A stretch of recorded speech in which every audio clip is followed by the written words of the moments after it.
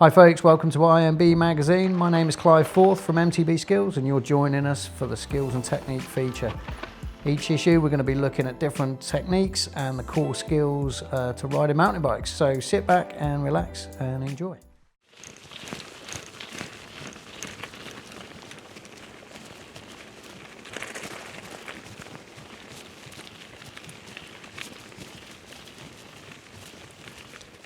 Well, howdy folks. Welcome back and Happy New Year. Belated wishes from Dan, myself and all the team here at IMB.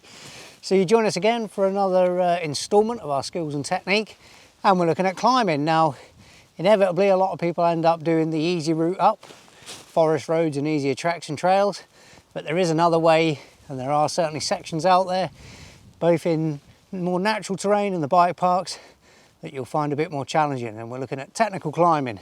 So let's go and see what we can find here at our home at Maybe Forest.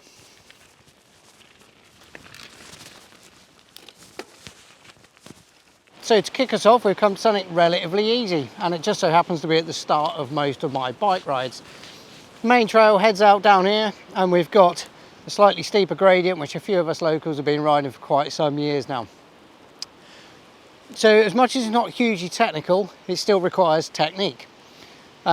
Particularly vision, so you look up and you choose where you want to go. Obviously you look at the steeper gradient at the start of it and you realise that you need to give it some oomph.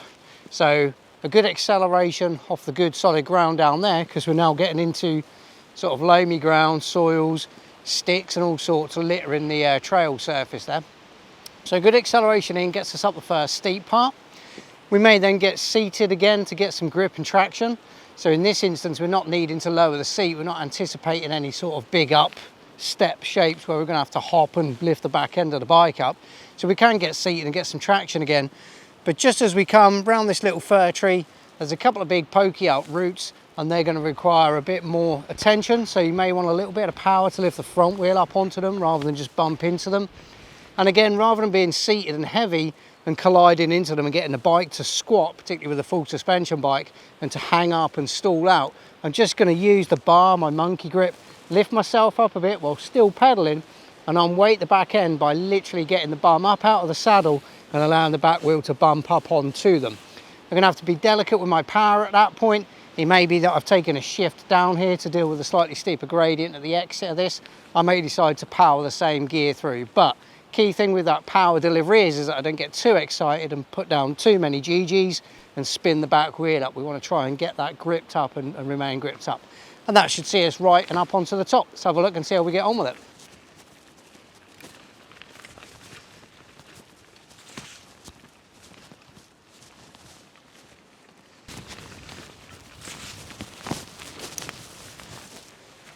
Ah, there we go, not so bad, eh? So with that one ticked off, nice and easy, let's go and find some more challenging stuff.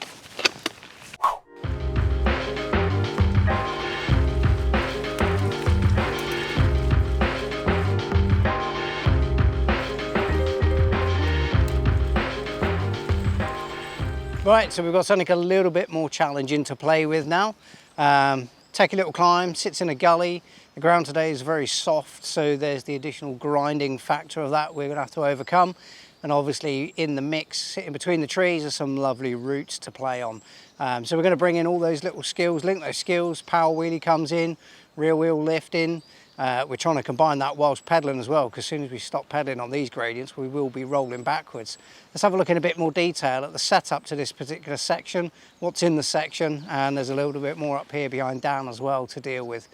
Right, so here we are on the setup to this section. As we've mentioned previously in some of the other features, it may be that you're trying to conserve energy for somewhere later in the trail, and this has got a couple of options which will both work. We've got the tight inside line with another route in it. It's going to take a lot of diesel for us to get up there, and we're introducing another wheel spin potential. So we want to truly try and avoid that, because we're going to need some power left in the tank further up the way to clean the next set of routes. So we've got this wide outside line. The gradients are much easier and smoother. However, we've still got a couple of routes in here to deal with. So we're going to have to lift the front wheel up this to avoid bumping into it and killing some speed. We're going to have to be a bit delicate on the power so that we're not lighting up the back wheel and wheel spinning unnecessarily. Just round on the other side of this tree is also another pair of little roots to deal with as well. They're only small, but they'll be enough to give you a little nudge and a slide if you did hit the gas too hard while sat on them. Right, so we exit the turn and we're into the crux of the section now. We could have spotted all of this from down there, and that would help us choose that lower line choice. And inevitably you'd look up and see this steep gradient and think, you know what, I'm coming the long way round and the easy way round. Exit the corner exactly where Dan stood filming now. Another sniper route, pair of routes, or a pair of routes here. 6 and 2/3 is which way you go about it. This one, you still got to get that front wheel up and ease the back wheel up and avoid, you know, punting into the second route up here. The lower line, they're tighter stacked, so depending on your wheelbase and wheel size, we've got to clear them as well. I use this lower line in the first run, as you'll see, and we can actually use that shape into that bottom route to give us a little bit of lift, to lift the front wheel up. Then I've got to float the back wheel up onto the top, trying not to spin up on the route there. And again, we'll run this second line as well, and you'll see it's a similar thing. Little power wheel, you get the front wheel up, and then probably a little hop of some description, so I'm on weight in both wheels to get up onto the next section, and hopefully clean the next routes up as well. May get a bit of recovery before I take the switch back at the top, and there's a couple of little rocks in there. We'll use the same things, a little power wheelie just to lift the front wheel onto them, and a bit of easing of the cadence. Gear ratio wise, don't want to be too low a gear in here. If I'm opting for those bigger sprockets on the back, I'm going to be spinning too much. I'm going to risk my collision points. I'm not going to be making enough distance forward per revolution. I need to cover ground and I need torque to get the traction, and that involves pushing a slightly bigger gear. Typically I'll only run a 30-tooth ring on the front, but that's because on the rear we're running only a 40-tooth on a bit of an old-fashioned 10-speed setup. We've not moved on to these bigger dinner plates on the back just yet. So I'll be in third gear through here.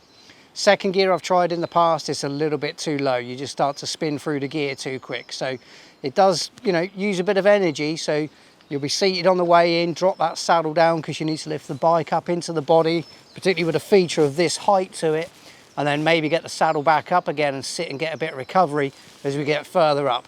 Remembering that this is more than likely just a little section in a much bigger climb, so having that recovery is all important. Right, so here we are on the entry, and I've already got the saddle dropped, looking into the corner, sighting those routes, up and through those with a little power wheelie and a little rear wheel lift, and then just thread my way through the next routes. And you can see I'm looking up, looking ahead, spotting that line. Power wheelie up, rear wheels lifted, and I keep pedaling in the air to get the drive down. As soon as I've cleaned that set of routes, that's us then looking to sit down and get a bit of recovery before we make the switch back at the top and exit. So that's another section cleaned. Let's pick ourselves something else in the forest and see how we link those skills to the bit of trail that we're going to ride next.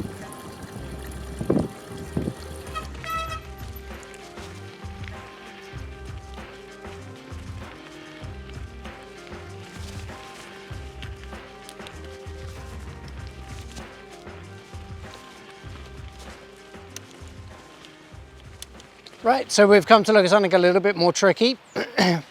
Here we have a switch back in a climb and a bit of bedrock poking out. So a couple of options coming in here. We can come round the way wide, which is going to be great, give us good line up, plenty of setup to take this crag, or we can take the slightly tighter line where we're having to deal with climbing up the crag while we're still on the turn.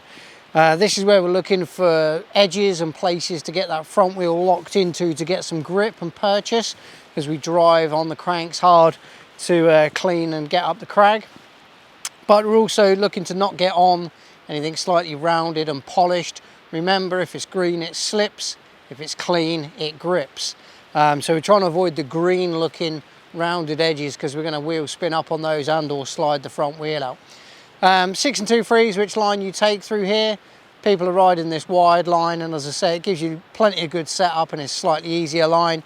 It is the slightly slower line, requires a bit more oomph and effort to get up a slightly steeper gradient on the inside, as well as a little bit more in the way of technique. So technique, gear shifting, looking, you know, as we're approaching this, we can see that we're going for a little elevation gain, and you can look into that corner and appreciate how tight it is as you're climbing. So your vision tells you everything. You might want to drop down a gear for the feature, depending what ratio you've been approaching in. There's no real big steps in it, so we don't need to get the seat down out the way. We're not having to, you know, bring the back wheel up miles, but we will want to get the bum out the saddle just to ease it up onto this crag up the top here. So vision on the way in, gear selection, and then as you're coming through it, maybe a little power wheelie, maybe a little bit of unweighting at the back end. not really going to be into rear wheel lifts at this one yet. We'll see some of those a bit further ahead. Let's give it a whirl, see how it goes.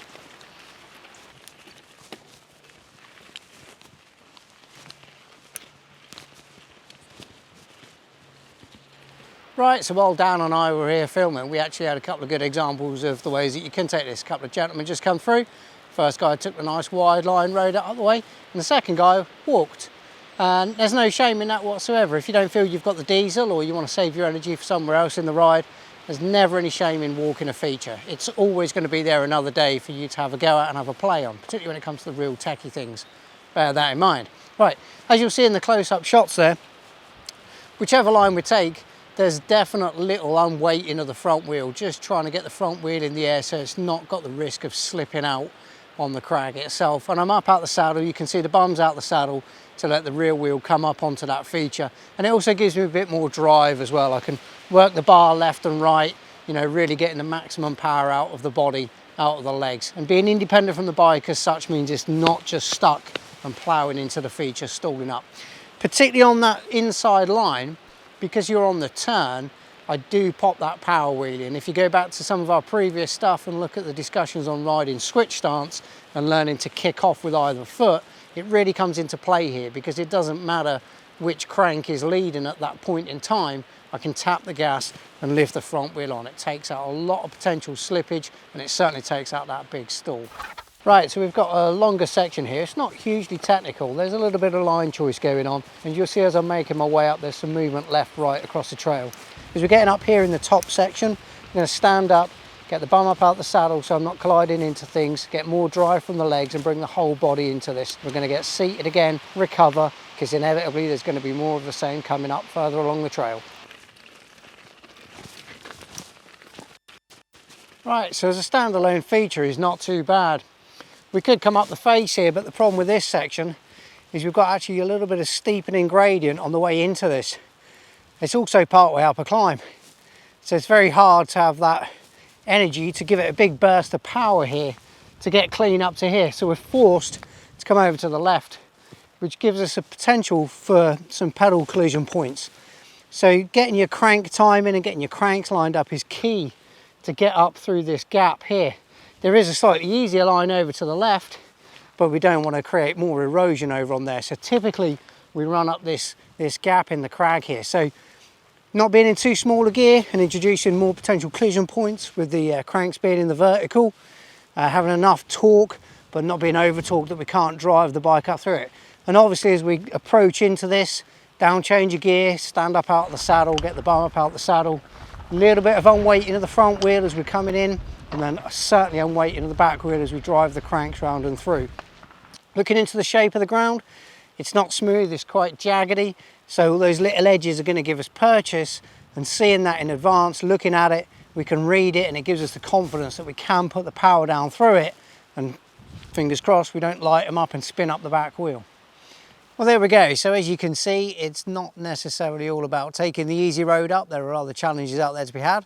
We know it's not everybody's cup of tea, but it is inevitable. One thing is for sure, that in order to go down and get those real fun bits that most of us like, you have to go up somehow. And there's a lot to be said for that as well. Technical climbing teaches you a lot about vision, which comes into all of your descending and traversing work. It teaches you an awful lot about crank position, pedal placement. So there is a lot of secret training to be had in taking on the more challenging climbs rather than just going to the default easier forest roads. Well, that's it for another edition. We hope you've enjoyed, and we invite you to come and join us again in the next episode as we continue to progress those core skills with our progression sessions. Take care everyone, and we'll see you out there on the trails.